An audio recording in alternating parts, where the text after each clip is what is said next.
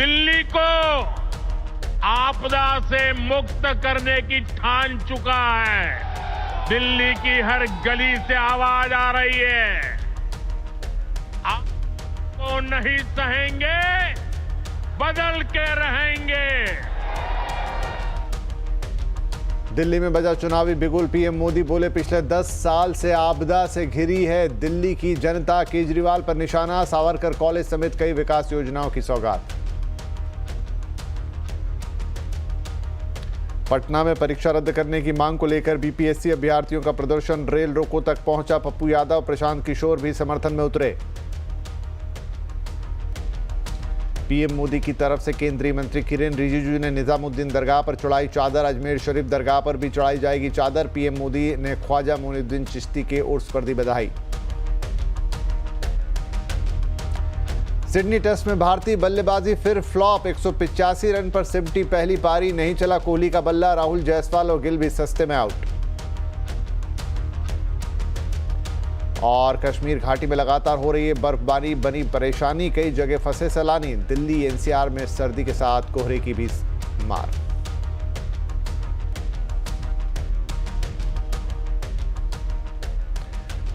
शुरुआत करेंगे कुछ राजनीति और चुनाव की खबरों के साथ। दिल्ली के चुनावी दंगल में अब प्रधानमंत्री मोदी भी उतर चुके हैं। आज दिल्ली में विकास परियोजनाओं के उद्घाटन और शिलान्यास के दौरान भाषण देते हुए दिल्ली की आम आदमी पार्टी पर वो जमकर बरसे, इसलिए इसे दिल्ली के लिए आपदा का नाम भी उन्होंने दे दिया। प्रधानमंत्री मोदी ने आम आदमी पार्टी पर कई घोटालों के आरोप भी लगाए।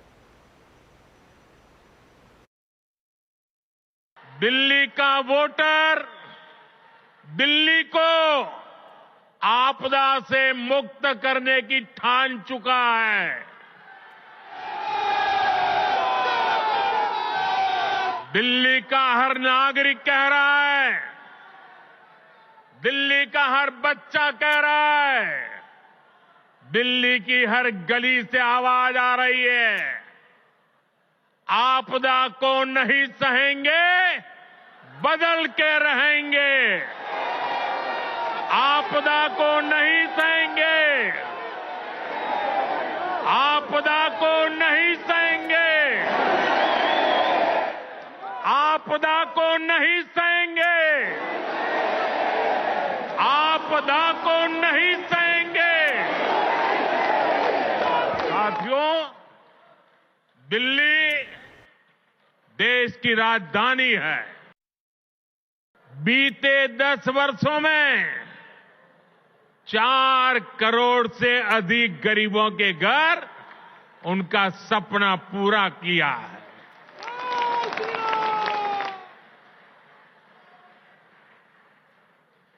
मैं भी कोई शीश महल बना सकता था,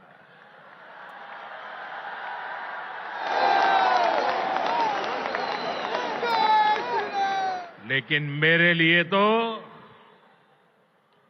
मेरे देशवासियों को पक्का घर मिले, यही एक सपना था। तो प्रधानमंत्री मोदी ने आम आदमी पार्टी को आपदा नाम दे दिया है और जमकर हमला किया। और ज़्यादा जानकारी के लिए अब रुख करते हैं अपने सहयोगी लक्ष्मण रॉय का, जो दिल्ली में मौजूद है। तो लक्ष्मण, मान लिया जाए कि आज से दिल्ली का चुनावी दंगल दिखने लगा है और उसके रंग भी बिखर रहे हैं अब तो?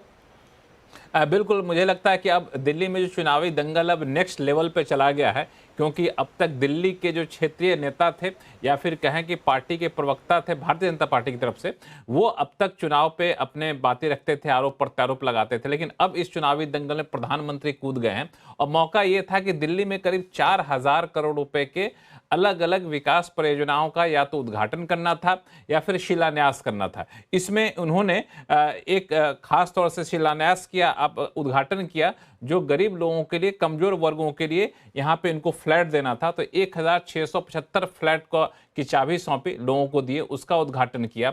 यहाँ पे सीबीएसई के ऑफिस का उद्घाटन किया, या और साथ ही साथ यहाँ पे दिल्ली में सावरकर कॉलेज का भी शिलान्यास यहाँ पे रखा। इस पर भी काफी राजनीति हुई। लेकिन जब वो भाषण देने पहुंचे तो वो अपने आप में भाषण बहुत ही, कह सकते हैं कि आम आदमी पार्टी पर जोरदार हमला था और एक शब्द गढ़ा उन्होंने, आपदा। शुरू में लगा आपदा मतलब आपदा है, लेकिन ये आपदा में आप अलग था, दा अलग था। आप मतलब आम आदमी पार्टी, अद्दा उसके साथ जुड़ा था, तो उसको इन्होंने आपदा का नाम दिया और उन्होंने आरोप लगाया कि दिल्ली आपदा में घिर गई है। और इसके पक्ष में उन्होंने कई सारे दलीलें दी, चाहे शराब घोटाले का जिक्र किया, शिक्षा में घोटाले का जिक्र किया, और आपने अभी सुना कि शीश महल का भी जिक्र किया। तो मुझे लगता है कि अब इसके साथ प्रधानमंत्री दिल्ली के वोटर को लुभाने की तरफ, हर कोशिश करने की तरफ एक कदम उठ रही थी, उस तरफ प्रधानमंत्री का ये एक बड़ा कदम था और आज का भाषण था। और यहां से अब दिल्ली की राजनीति मुझे लगता है कि और ज्यादा जोरदार तरीके से रहेगी और बहुत ज्यादा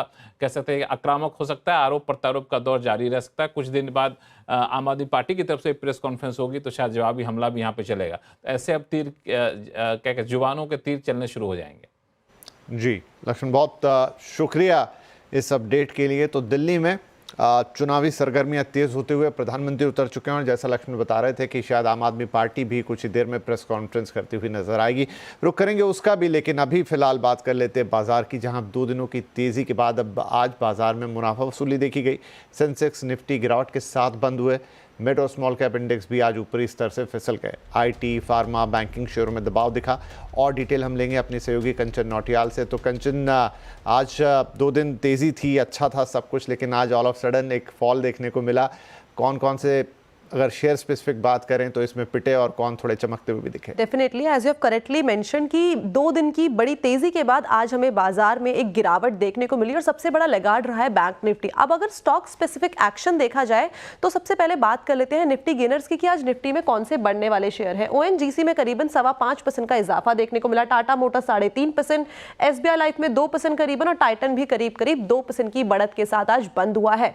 लूजिंग पॉकेट में विप्रो 3% की कमजोरी यहां पे देखी गई। एचडीएफसी बैंक में भी करीबन 3%, अडानी पोर्ट 2.25% और टेक महिंद्रा भी करीब 2.25% की गिरावट के साथ बंद हुए हैं। मिड कैप की तरफ नजर डाली जाए तो सबसे पहला जो गेनर है वो है एवेन्यू सुपरमार्ट, क्योंकि इसके आज Q3 के अपडेट्स आए हैं और अपडेट्स काफी अच्छे आए हैं, जिसके बाद शेयर में करीब 12% का हमें अच्छा खासा अपसाइड मोमेंटम देखने को मिला। ऑयल इंडिया 4%, एसबीआई का 3%, आरबीएल बैंक में करीबन 2.5% का अपसाइड देखा गया। लूजिंग पॉकेट में तानला प्लेटफॉर्म में 4% की कमजोरी, एंजल वन 4%, नाल्को 4% और एमसीएक्स भी करीबन 3% की कमजोरी के साथ बंद हुए हैं।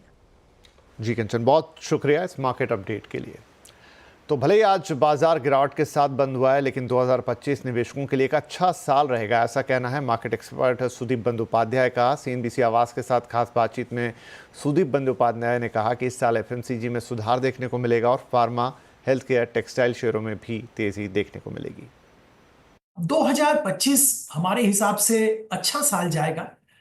2024 में हमने मार्केट में जबरदस्त करेक्शन देखा था। सितंबर के बाद से एफआईआईज के तरफ से जम के बिकवाली की गई है और उसका एक असर मार्केट में देखने को मिला। कॉर्पोरेट नतीजे भी ठीक ठाक ऐसा कुछ नहीं था जो कि वैल्यूएशन को जस्टिफाई कर पाए, इसीलिए करेक्शन हुआ और करेक्शन कुछ हद तक जरूरी भी था। एक लेवल तक मार्केट जाने के बाद थोड़ा बहुत मार्केट में कंसोलिडेशन होना, थोड़ा बहुत करेक्शन होना actually good for the health of the market, तो वही हुआ है। हम लोग जो देख रहे हैं, लगता है कि Q4 से कॉर्पोरेट अर्निंग्स पिकअप करेगा। Q3 में भी खास ऐसा कुछ नतीजे अच्छे नहीं दिखेंगे, पर Q4 ऑनवर्ड्स अर्निंग्स पिकअप की संभावना है। इन्फ्लेशन भी कंट्रोल में आ रहा है, जो कि आरबीआई को ब्याज दर घटाने में सहायता करेगा और ये ब्याज दर घटाना एक बहुत बड़ा मोमेंटम मार्केट के लिए ला सकता है। एवेन्यू सुपरमार्ट में आज जोरदार तेजी देखने को मिली। करीब 15% की तेजी के साथ शेयर आज हीरो ऑफ द डे बना। क्यों आई इसमें ये तेजी और क्या थे इसके पीछे बड़े कारण, बता रहे हैं हमारे सहयोगी यतिन मोहता। तो डीमार्ट का शेयर 15% इंट्राडे चढ़ा था, अभी भी 10-12% की तेज़ी यहाँ देखने को मिल रही है। क्लियरली जो दिसंबर तिमाही के अपडेट्स हैं, जो क्वार्टरली कंपनी डिटेल्स देती है, वो काफ़ी उत्साहजनक है। इनफैक्ट अगर हम देखें डीमार्ट के Q3 की जो रेवेन्यू ग्रोथ है वो लगभग 17% रही है और कंपनी ने 10 नए स्टोर्स Q3 में खोले हैं, जिसके चलते स्टॉक में आप तेज़ी देख रहे हैं। बीच में अगर हम देखें तो पिछले 2-3 क्वार्टर से कंपनी को ग्रोथ के चैलेंजेस आ रहे हैं, स्टोर एडिशन के चैलेंज आ रहे हैं, तो कहीं ना कहीं Q3 का जो अपडेट था वो इस लिहाज से बेटर था। इनफैक्ट अगर हम ब्रोकरेजेस की माने तो CLSA की यहाँ आउट परफॉर्मर की कॉल है, उनका टारगेट है 5360 रुपये और कहीं ना कहीं CLSA को लगता है कि जो क्वार्टरली नंबर्स हैं वो काफ़ी अच्छे हैं, अपडेट अच्छी है और एक पॉजिटिव सरप्राइज लेके आई है, जिसके कारण स्टॉक में आप एक रिएक्शन देख रहे हैं पॉजिटिव साइड पे। हालांकि मॉर्गन स्टैनली की कॉन्ट्राव्यू है, अंडरवेट है वो 3702 के टारगेट के साथ, लेकिन उनका भी मानना यही है कि Q3 का जो अपडेट है वो बेटर देन एक्सपेक्टेशन है, लेकिन ये मोमेंटम कितना आगे जाके टिका रहता है उस पर स्टॉक की ओवरऑल रेटिंग वो फिर से एक बार रिव्यू करेंगे। बाजार में रिस्क और रिटर्न को कैसे करें बैलेंस, आज आवाज अड्डा में इस पर होने जा रही एक बड़ी चर्चा। तो क्योंकि बाजार किसी दिन ऊपर किसी दिन नीचे, तो रिस्क और रिटर्न का बैलेंस बहुत ज़रूरी है। ज़रूर जुड़िएगा हमारे साथ। आज का आवाज अड्डा जो कि खास होगा, मार्केट स्पेशल होगा, रिस्क और रिटर्न कैसे बनाए बैलेंस, आज का आवाज अड्डा। ईवी सेक्टर को अब किसी तरह की आर्थिक मदद और सब्सिडी की जरूरत नहीं, ये कहना है वाणिज्य मंत्री पीयूष गोयल का। ईवी सेक्टर के साथ हुई बैठक में पीयूष गोयल ने कहा कि पूरा सेक्टर इस वक्त उड़ान भरने के लिए तैयार है। ईवी प्लेयर्स में इस बात पर सर्वसम्मति थी कि मौजूदा सब्सिडी रेजिम के खत्म होने के बाद किसी भी तरह की सब्सिडी की जरूरत नहीं है। The electric mobility today is absolutely ready and set to fly. They do not need newer incentives or subsidies. The existing subsidies are available for some more time and will help them give that appropriate kickstart to the EV ecosystem. तो आइए इसी पर और बातचीत करते हैं। हमारे सहयोगी आलोक प्रियदर्शी हमारे साथ है। आलोक, तो क्या माना जाए इसको, ये जो संकेत है, जो बात पीयूष गोयल कह रहे हैं कि यहाँ से जो ईवी गाड़ियों को लिए सब्सिडीज होती थी, फेम 1 फेम 2 ये सब हमने देखा, अब ये सब खत्म होने जा रहा है? अब बिल्कुल देखिए, आज OEMs जितने भी मैन्युफैक्चरर्स हैं ईवी सेक्टर के, उनकी पीयूष गोयल के साथ आज बैठक थी और बैठक के दौरान ही इस बात पे सहमति बनी कि अब आगे किसी भी तरह की सब्सिडी या आर्थिक मदद की जरूरत नहीं है। ये बात वाणिज्य मंत्री पीयूष गोयल ने भी की और साथ ही साथ जो भी यहाँ पे प्लेयर्स आए हुए थे उन्होंने भी यही बात कही कि उन्हें अभी किसी तरह की सब्सिडी या बजट में किसी एक्सपेक्टेशन ऐसी नहीं है कि उन्हें कोई और सब्सिडी या आर्थिक मदद चाहिए। दरअसल उनके कई सारे मुद्दे थे, खासतौर से बैटरी स्वैपिंग इंफ्रास्ट्रक्चर को लगाने को लेकर, जिसको लेकर वो यहाँ पर बैठक हुए थे। हालांकि उन्होंने ये बात कही कि सरकार इस बात के लिए तैयार हुई कि जो इंटर ऑपरेटिबिलिटी की जो शर्त थी उसको सरकार ने कहा है कि अब इसकी जरूरत नहीं है, कंपनियां चाहें तो अपने हिसाब से कहीं पर भी इंफ्रास्ट्रक्चर लगा सकते हैं। इंटर ऑपरेटिबिलिटी मतलब कि एक बैटरी एक कंपनी की दूसरी कंपनी के सिस्टम में लग जाए, ऐसी सिस्टम अब जरूरी नहीं है, सब लोग अपने अपने हिसाब से लगाएं। जहां तक जो सेल्फ मॉनिटरिंग और सेल्फ सर्टिफिकेशन ही इसके लिए सरकार मान लेगी। और साथ ही साथ जो BIS के नियम है उसके लिए 4 व्हीलर के लिए अभी गाइडलाइंस जारी हो चुके हैं, 2 व्हीलर्स के लिए भी सेफ्टी रेगुलेशन के गाइडलाइंस जल्द ही जारी हो जाएंगे। तो ये तमाम बैठक से आउटपुट निकला है और कुल मिलाकर ये बात सामने आई कि जो इंफ्रास्ट्रक्चर का दर्जा इसको जल्दी मिल सकता है। बैटरी स्वैपिंग को इंफ्रास्ट्रक्चर का दर्जा देने के लिए सरकार ने आश्वासन दिया है और साथ ही साथ कहा है कि जितनी भी दिक्कतें हैं इससे जुड़ी हुई इंफ्रास्ट्रक्चर को दिक्कतें, सभी मंत्रालय मिल बैठ के जल्द से जल्द इसका निपटारा करेंगे, ऐसा निर्देश वाणिज्य मंत्री पीयूष गोयल ने दिया है। तो ये कुल मिलाकर काफी एक पॉजिटिव मीटिंग थी, लेकिन सब्सिडी को लेकर सरकार की तरफ से बिल्कुल बिग नो है, आपने खुद ही सुना।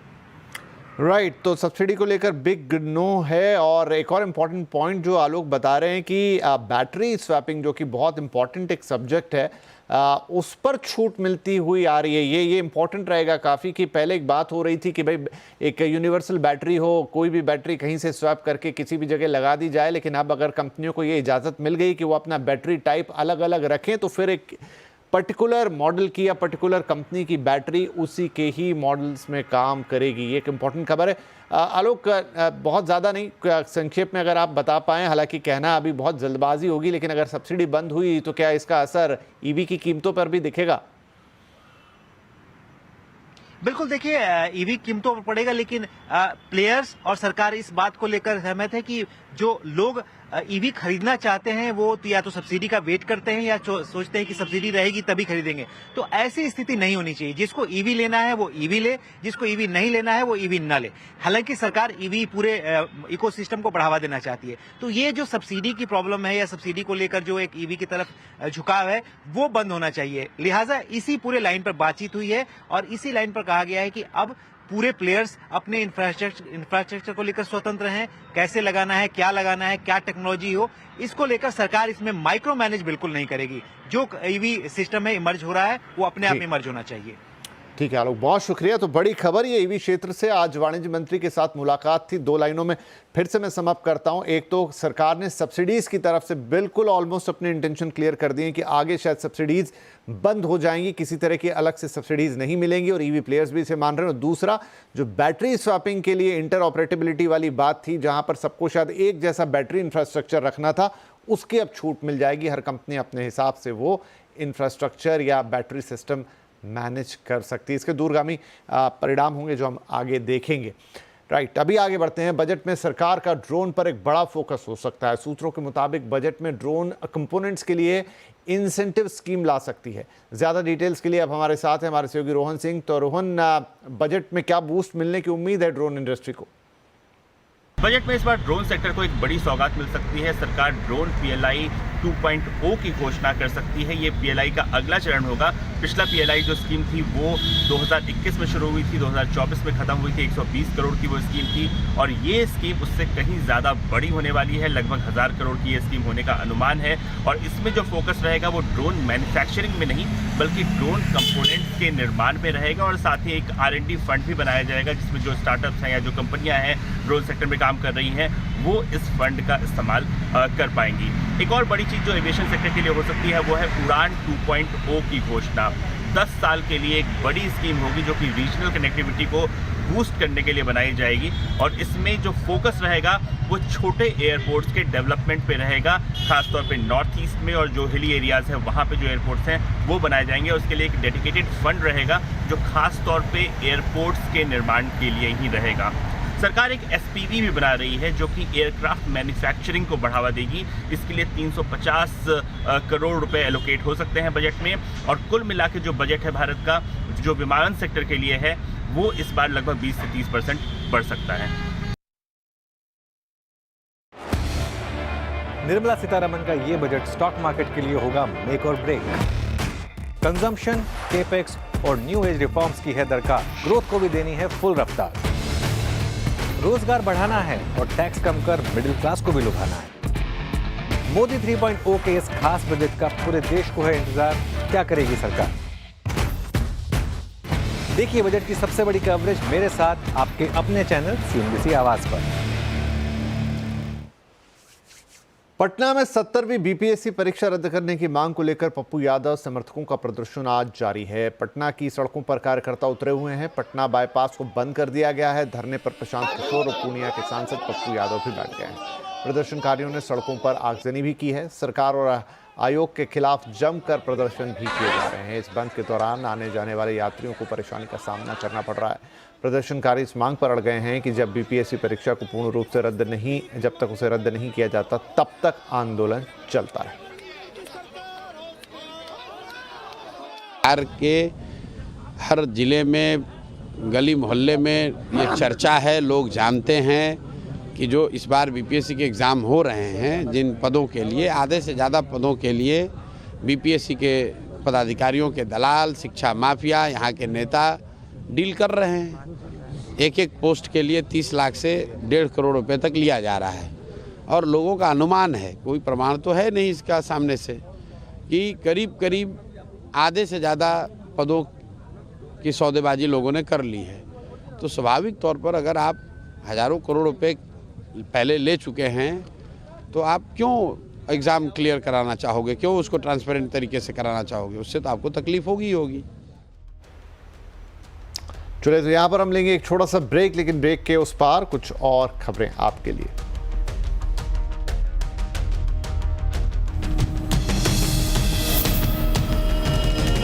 गृह मंत्रालय ने लोगों को पिग बुचरिंग स्कैम पर चेतावनी जारी की है। इसमें साइबर ठगों को मोटे मुनाफे का लालच देकर ठगी करते हैं। सोशल मीडिया प्लेटफॉर्म और मैसेंजर ऐप से लोगों को फंसाया जाता है। डिटेल्स बता रहे हैं हमारे सहयोगी असीम मनचंदा। बिग बचरिंग स्कैम को समझने की आपको जरूरत है। इस स्कैम के जरिए महिलाएं, युवा और जो बेरोजगार हैं उनको निशाना बनाया जा रहा है। जो स्कैमस्टर हैं वो पहले इनसे क्रिप्टो करेंसी या फिर दूसरा निवेश कराते हैं और उनको वहां पर एक मोटा मुनाफा दिखाया जाता है। जब उसको उस पर भरोसा हो जाता है तो उसके बाद उनके साथ स्कैम कर दिया जाता है। तो गृह मंत्रालय को लगातार इसकी शिकायतें मिल रही हैं। 2024 के 3 महीनों के अंदर जो गृह मंत्रालय है उसको इस पे करीब 44,000 से ज्यादा शिकायतें मिली थी। व्हाट्सएप, टेलीग्राम, यूट्यूब, फेसबुक के जरिए इसको स्कैम को अंजाम दिया जा रहा है और खासतौर पे कि अब सरकार ने उसके ऊपर कार्रवाई करने की भी शुरुआत कर दी है। इसके लिए जो I4C है उसने I4C ने गूगल और फेसबुक के साथ इंटेलिजेंस शेयरिंग का करार किया है। जहां भी इनके विज्ञापन होंगे जिनके जरिए वो दूसरे जो गुलेबल पीपल है उनको निशाना बनाने की कोशिश कर रहे होंगे, वहां पर उनके ऊपर कार्रवाई की जाएगी। ऐसे विज्ञापनों को ब्लॉक कर दिया जाएगा। तो खासतौर पे कि गृह मंत्रालय ये चाहता है कि लोगों को साइबर फ्रॉड से बचाया जाए, तो इसके लिए गृह मंत्रालय ने इसके ऊपर एक चेतावनी भी जारी की है। जी शुक्रिया।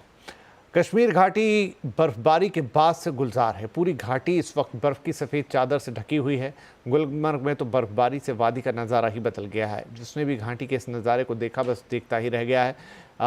चेहरे पर खुद ब खुद एक बड़ी सी मुस्कान और आंखों में चमक आ रही है। गुलमर्ग में पेड़ों से लेकर मकानों की छतें बर्फ से लदी हैं। बर्फबारी का लुत्फ उठाने के लिए सैलानी लगातार गुलमर्ग पहुंच रहे हैं।